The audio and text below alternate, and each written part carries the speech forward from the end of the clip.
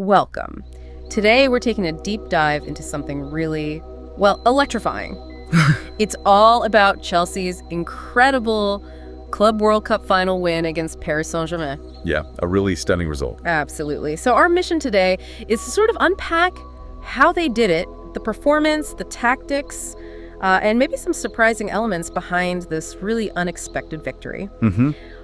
What was it about this match that just left people speechless? And, what can we learn from a team that completely defied expectations? Well, it's fascinating, isn't it? Because this win, it wasn't just about lifting the trophy, was it? No, it felt like more. It really did. It felt like a huge statement, something that completely shifted how people thought about Chelsea. I mean, so many had written them off. Definitely. But they didn't just scrape a win, did they? They properly dominated. Which leads to the big question, really. How on earth did they manage to just nullify a team like PSG, so formidable? Exactly. That's the core of it. PSG were the massive favorites, right? Reigning Champions League winners, treble winners even. Huge favorites, yeah. So how do we square that with descriptions of Chelsea not just winning, but making PSG, well, almost crawl on their knees? It sounds brutal. It does, and it points to something pretty profound, I think. Yeah. It was described as a dominating performance. Yeah. A proper tactical masterclass. Right. And it mentions Chelsea's DNA, that ampere, that sort of fighting spirit they have, that resilience. It properly showed up. Ah, the ampere. I like that. Yeah, it's a great term for it. It wasn't close. They genuinely seemed to, destroy PSG tactically, leaving them scratching their heads. Okay, so definitely not a fluke. And one name keeps coming up when you look at how they did it. The manager, Enzo Maresca. There was even that interesting bit about a critic admitting they got it wrong about him, happily being slapped in the face by this success. So what was the specific tactical brilliance here? What did Maresca actually do? Well, this is where it gets really interesting, and it's all about adaptability, I think. Yeah. Maresca's game plan was precise and maybe a bit counterintuitive. Instead of lots of, unnecessary possession, Chelsea went for direct football. Okay, so more route one. Or... Not exactly route one, but definitely moving the ball forward quickly, often using longer passes, to get past PSG's high press. Right, because PSG press high, try to win it back immediately. Exactly. So Chelsea bypassed that, looked for the space behind, especially for players like Cole Palmer. And what's really clever is they still managed to press effectively themselves, even when they were sitting deeper in a low block.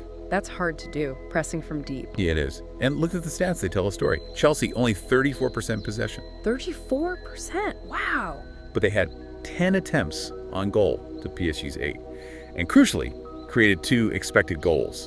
Basically, the quality of their chances suggested 2 goals compared to PSG's 1. So much more efficient. Way more efficient. It was a proper game plan, ruthlessly executed. You could argue they sort of won the game in those first 10 minutes just by imposing their style. Okay, brilliant strategy. But you need the players to make it work, right? Individuals have to step up. Beyond the tactics, who really stood out? Who made the difference on the pitch? Well, one name just jumps out constantly. Ice Cold Palmer.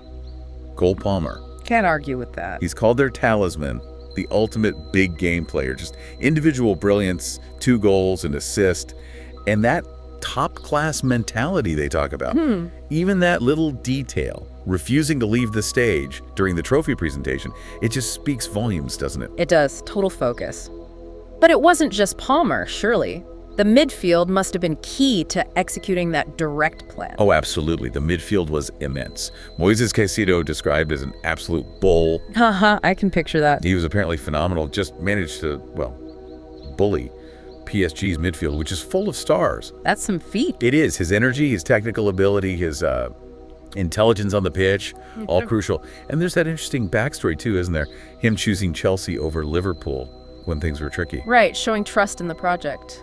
Exactly. Following his heart, believing in what they were building. And his partner in there, Enzo Fernandez, there is that mention of him being quite emotional after the final whistle. Yeah, Enzo's tears, that tells you a lot. He apparently struggled a bit initially, with the Premier League pace. Some personal stuff maybe. But he's clearly overcome all that. Yeah. He's a captain now. And like Caicedo, he apparently really forced his move to Chelsea, believed in the project the owners laid out, even when the team wasn't flying. So real belief from both of them. Definitely. And their partnership is now described as blossoming. A really strong core there. Any other individuals who played a really pivotal role? Well, Sanchez, the goalkeeper, deserves a mention. A world-class performance, apparently, which is interesting given some past criticism he's faced. Goalkeepers often get that, don't they? They do. But he made vital saves, especially one against Dembélé early on, kept them in it at key moments. And interestingly, his long passing was highlighted. Linking back to the direct tactics. Exactly. His long, accurate passes became a tactical weapon for launching those quick attacks. So, yeah, really key contribution.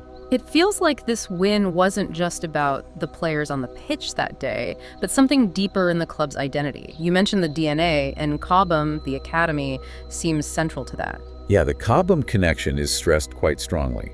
The idea that Chelsea's project should not forget Cobham. Right. You got players like Reece James, the captain, Chelsea through and through, who apparently predicted they'd surprise PSG. Levi Colwill saying, "We are a different thing," suggesting that unique spirit. Even Chaloba, another Cobham graduate, praised for a specific beautiful tackle and his understanding, despite, facing criticism himself sometimes. So it's about having players who get the club. Pretty much. Even Tyreek George's contribution in a previous key game gets a mention. The message seems clear. You need people who understand that Chelsea DNA, that Ampere, to really succeed. So it feeds into the overall mentality then. It's not just tactics or individual skill. Exactly right. It created this unwavering belief, a real winning mentality. They didn't just turn up hoping to the best. They came to win that final. You could feel that intensity. Absolutely. Their work rate, especially in the heat, was apparently exceptional. Rotations were seamless. The feeling was just, this is Chelsea, we are Chelsea. It's that internal belief system making the difference. And this links back to the club's history, doesn't it? That feeling, that Ampere, it's not new. Not at all. This performance really echoes historical moments for Chelsea, their knack for overcoming the odds. Yeah. It takes you back to the 1970s Dave Sexton's era. Right, the FA Cup against Leeds. That brutal final, needing to replay. And the Cup Winners' Cup win, coming back against Club Brugge, beating Real Madrid in another replay. Legends like Peter Osgood, it's part of their fabric. So there's a historical thread of resilience. And wasn't there a comparison made between Caicedo and an old Chelsea legend? Yes, brilliant comparison. Caicedo's combative style likened to Ron Chopper Harris. Chopper Harris, wow. Yeah, the ultimate no-nonsense defender, record appearance holder.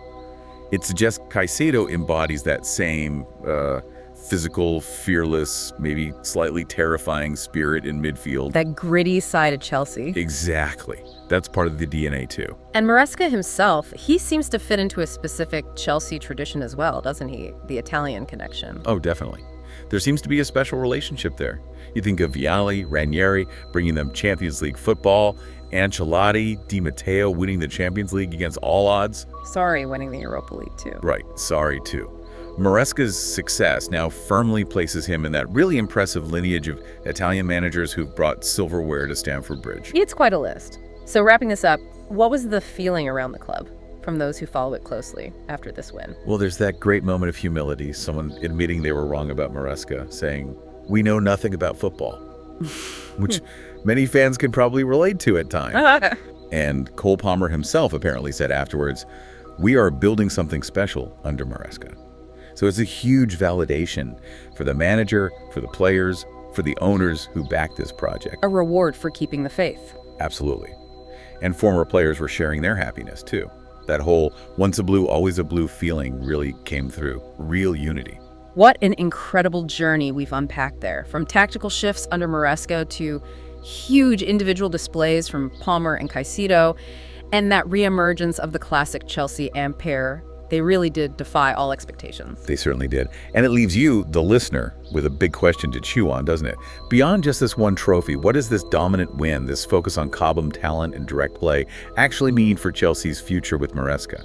Is this the moment they didn't just rediscover that fighting spirit, but actually set themselves on a new path for consistent success at the very top, proving maybe that trusting the long-term plan was the right call all along?